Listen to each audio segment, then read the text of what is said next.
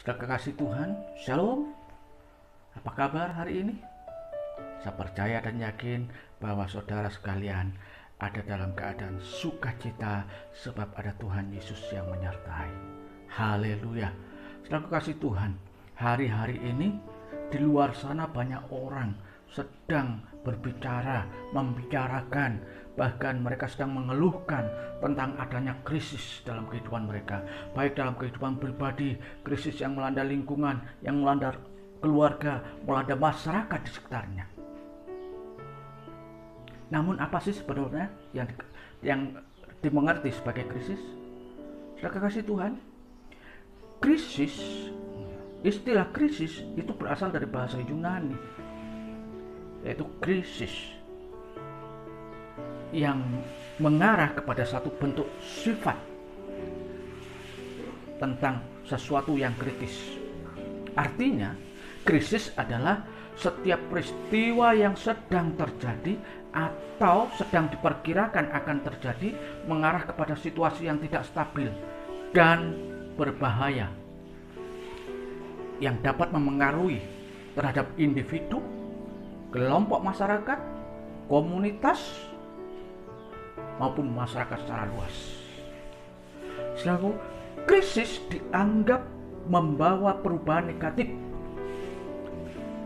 dalam urusan baik dalam keamanan, ekonomi, politik, sosial ataupun lingkungan, terutama ketika krisis terjadi secara tiba-tiba,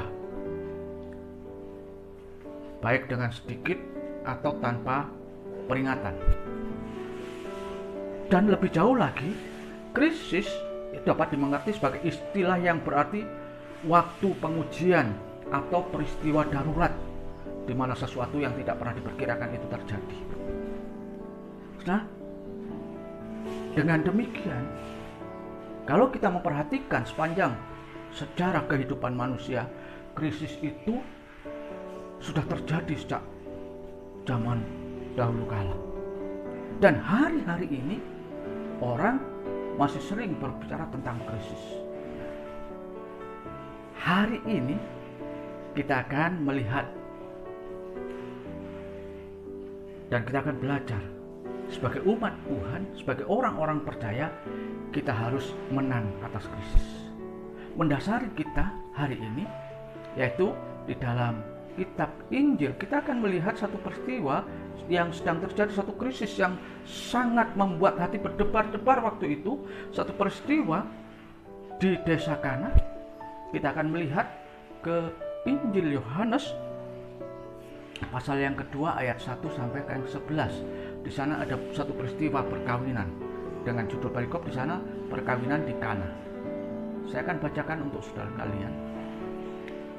Pada hari ketiga ada perkawinan di Kana yang di Galilea dan ibu Yesus ada di situ.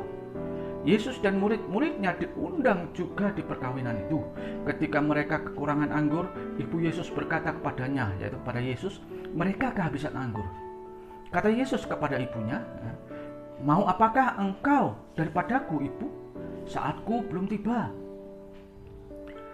Tetapi ibu Yesus berkata kepada pelayan-pelayan, apa yang dikatakan kepadamu, buatlah itu.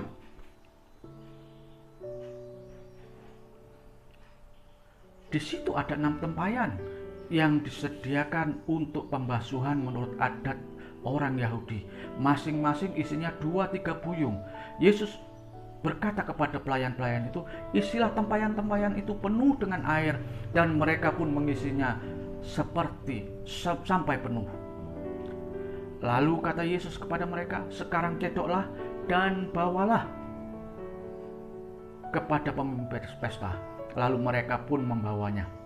Setelah pemimpin pesta itu mengecap air yang telah menjadi anggur itu, dan ia tidak tahu dari mana datangnya, tetapi pelayan-pelayan yang mencedok air itu mengetahuinya.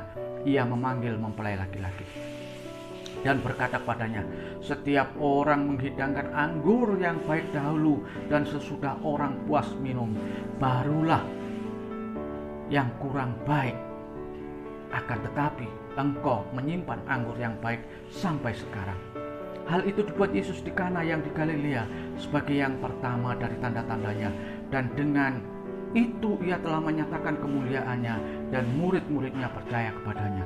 Saudaraku, krisis itu bisa terjadi baik secara individu, kelompok keluarga, masyarakat, dan sebagainya, seperti yang terjadi di Kana.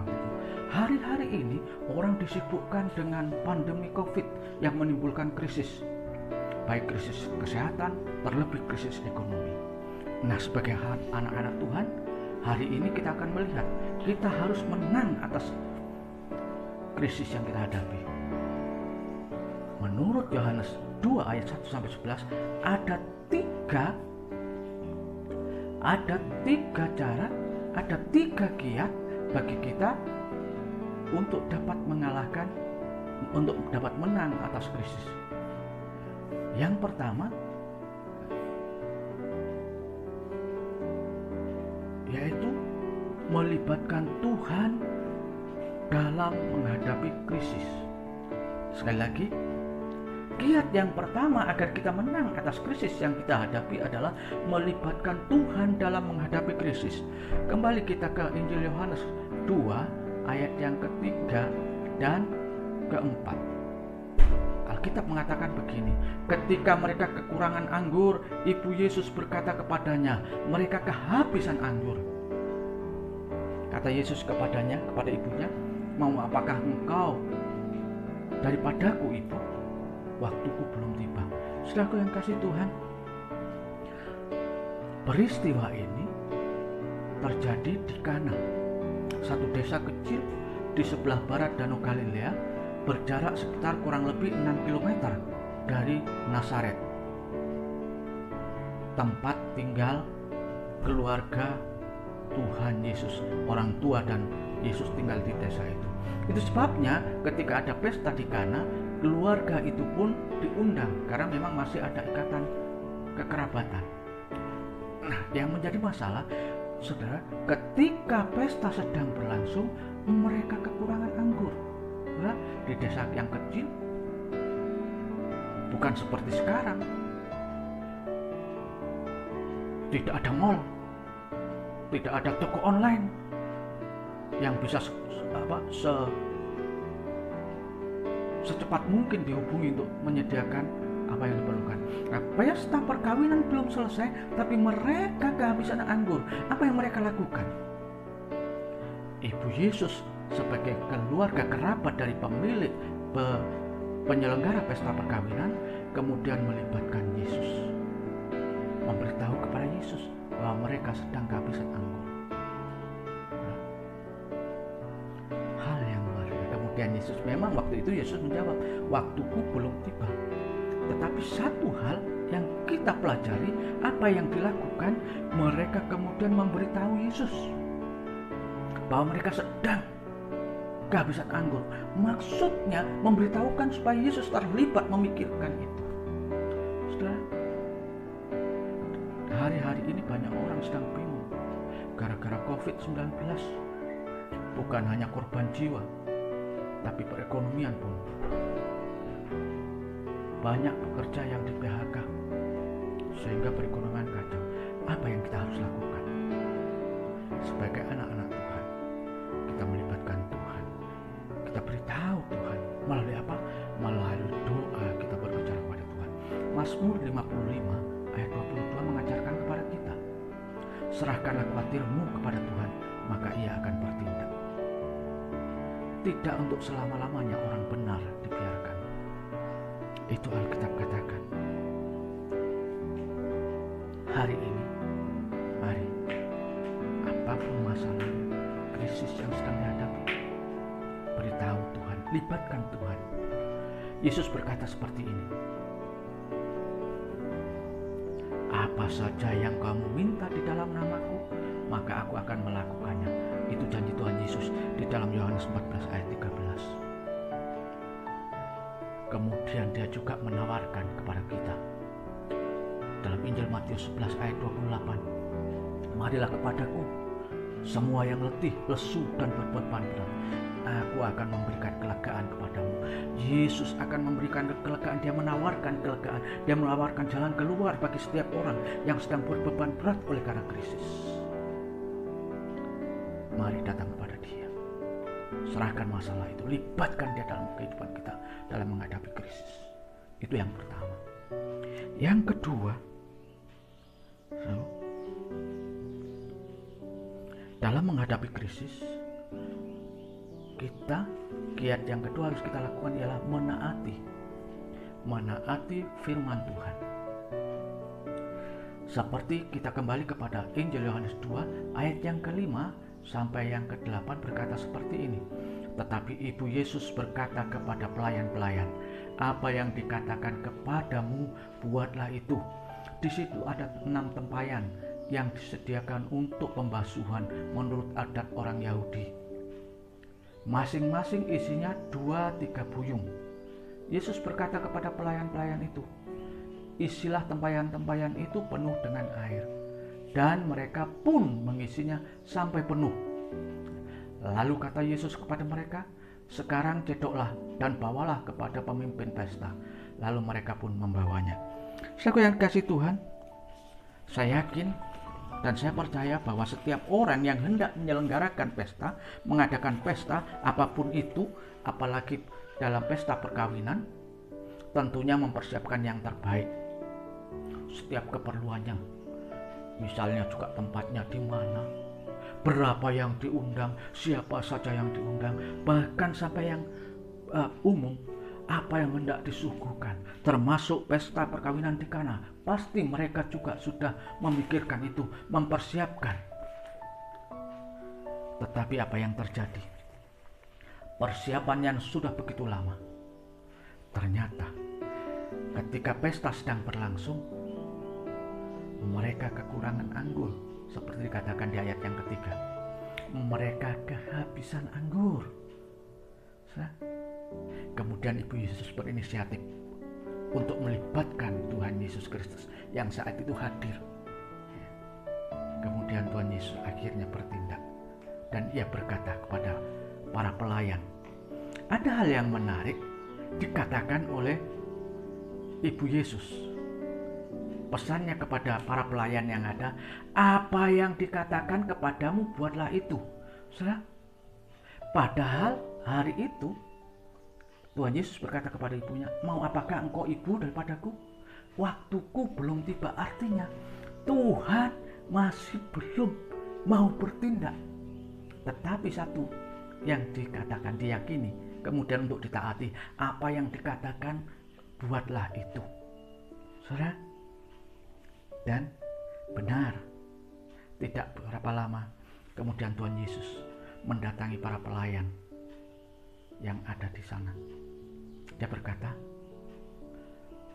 isilah tempayan-tempayan itu dengan air. Saudara, di sana ada 6 tempayan yang isinya 2-3 buyung. Dalam adat istiadat Yahudi, tempayan-tempayan itu biasanya tempat pembasuhan kaki. Itu ada di depan pintu masuk rumah. Jadi untuk diisi untuk air membasuh kaki dan tangan ketika seseorang akan masuk ke rumah, supaya mereka bersih. Dan tempayan seperti itu yang dipakai. Dan para pelayan tanpa berpikir panjang, mereka tidak membantah, mereka menaati. Lah, ini kan tempayan bukan semestinya. Anggur itu harus ditempatkan di guci-guci, tempat pemeraman. Lah kok ini tempayan, tempat pembasuhan kaki lagi. Tetapi para pelayan itu melakukannya. Hal yang tidak bisa diterima oleh akal sehat, mereka taati. Dan ketika mereka menaati, benar-benar terjadi itu. Saudaraku, pelajaran bagi kita, seringkali kita tidak tahu apa yang harus kita lakukan, karena memang kita tidak tahu firman Tuhan. Apa yang dikatakan Tuhan, kita tidak tahu. Kenapa? Karena kita tidak pernah mendengar firman Tuhan. Roma 10 ayat 17 berkata, iman timbul dari pendengaran, dan pendengaran oleh firman Kristus. Ada satu contoh yang sangat bagus lah. Ketika Nuh sebagai orang yang baik, sahabat Tuhan, dipakai oleh Tuhan untuk menyelamatkan orang-orang yang percaya pada Tuhan. Perintah Tuhan kepada Nuh untuk membuat bahtera. Itu dalam Kejadian 6 ayat 13 sampai 22. Perintah Tuhan kepada Nuh membuat bahtera dengan ukuran yang tepat. Bahan kayunya pun dipilih bahan kayu gofir. Padahal kayu gofir itu berada di tengah-tengah hutan. Apa yang akan terjadi secara waras? Orang akan berpikir, masa membuat perahu, membuat bahtera di tengah hutan? Bahtera itu, perahu, kapal itu harusnya dibuatnya di pinggir pantai. Tapi Nuh taat. Mungkin kalau kita lihat hari-hari ini, kita melihat Nuh waktu itu, mungkin orang akan banyak berkata orang gila. Nggak mungkin kalangan kapal di tengah hutan. Tapi Nuh melakukannya. Ketika kita menghadapi masalah, ketika kita sedang dalam keadaan krisis, mari kita belajar taat kepada firman Tuhan. Sebagai orang percaya, dasar hidup kita adalah firman Tuhan, dan kita taati itu. Itu yang kedua. Yang ketiga, kiat yang ketiga agar kita menang atas krisis yang sedang melanda ialah mempercayai Tuhan. Mempercayai Tuhan dalam menghadapi krisis, sekalipun itu belum kita lihat. Ibrani 11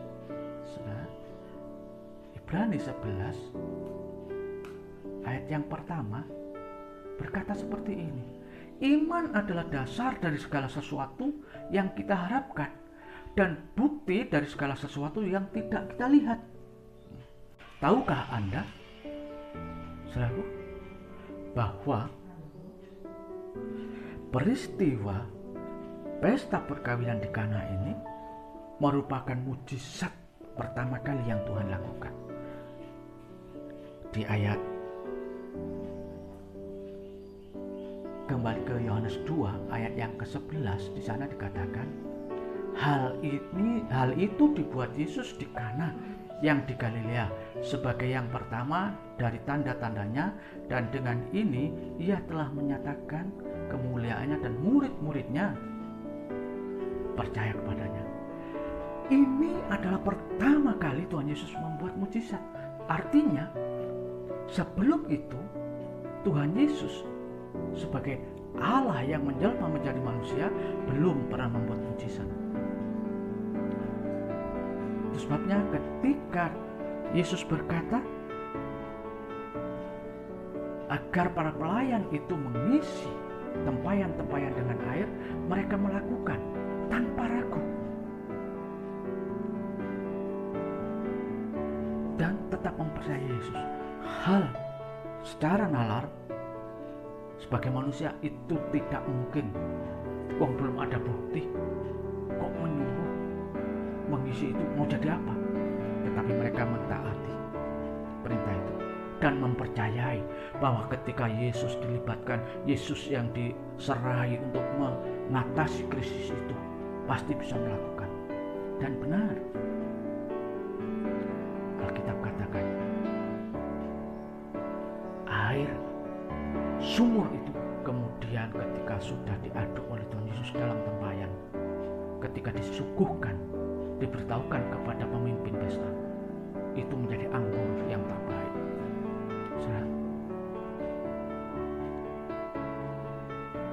Ada berapa banyak hari-hari ini orang yang mengaku percaya, orang yang mengaku sebagai anak Tuhan, sebagai orang Kristen, seringkali meragukan firman Tuhan, meragukan kehebatan Tuhan, meragukan kedahsyatan Tuhan, meragukan kuasa Tuhan yang sanggup mengubah segala sesuatu yang buruk menjadi yang baik, segala sesuatu yang tidak mungkin menjadi mungkin bagi Dia, karena Dia Allah yang spesial yang tidak mungkin itu.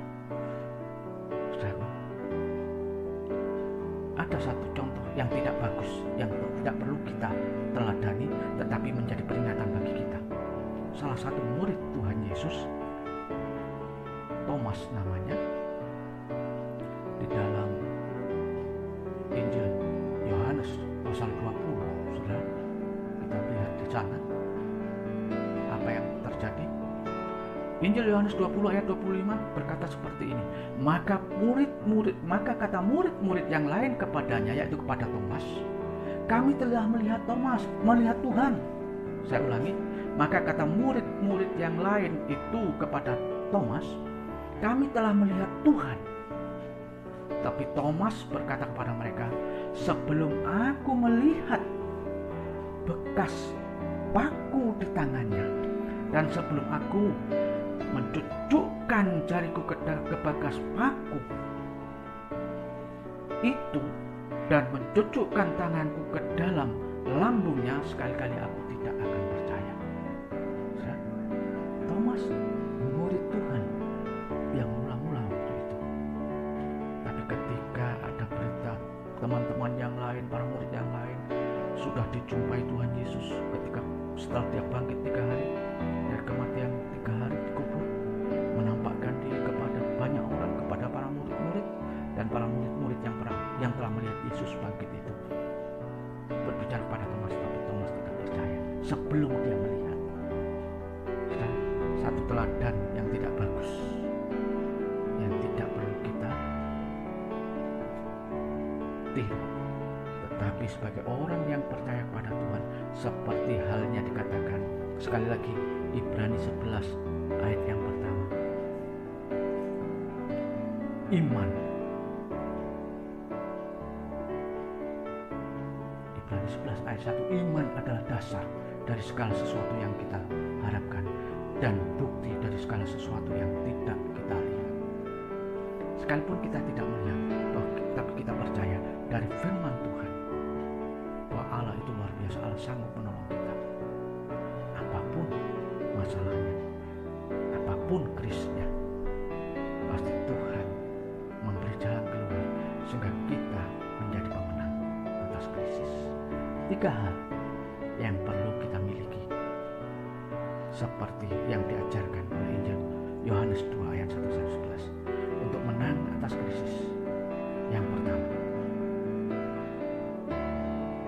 melibatkan Tuhan di dalam menghadapi krisis, seperti Ibu Yesus mewakili keluarga penyelenggara pesta perkawinan.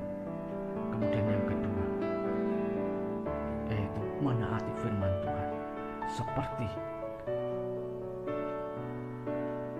apa yang dikatakan oleh Ibu Yesus kepada para pelayan. Apa yang dikatakan kepadamu, buatlah itu.